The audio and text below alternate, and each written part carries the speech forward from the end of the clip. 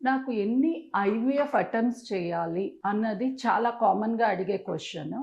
So, నేను doctor చందన లక్కిరెడ్డి. ఈరోజు దాని గురించి ఇన్ డీటెయిల్‌గా మీకు చెప్పబోతున్నాను.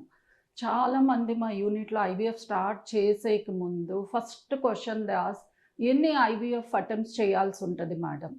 సో, మేము మా పరంగా ప్రతి ఒక్క పేషెంట్‌కి ఫస్ట్ ఐవీఎఫ్ ట్రీట్మెంట్‌లోనే అయిపోయేటట్లే ట్రీట్మెంట్ ప్లాన్ చేస్తాము. కానీ ఐవీఎఫ్ రిజల్ట్స్ మొత్తం మా మీద డిపెండెంట్ ఉండదు. మీ మీద డిపెండెంట్ ఉండదు. సో, దాంట్లో ఏజ్, మన లైఫ్ స్టైల్, మన ల్యాబ్ టెక్నిక్ ఇవన్నీ కూడా కాంట్రిబ్యూట్ చేస్తాయి. సో, ఏజ్ పరంగా మనకు లెస్ దాన్ 30 ఇయర్స్ ఉంటే ఆల్మోస్ట్ 60% ఛాన్స్ ఉంటుంది.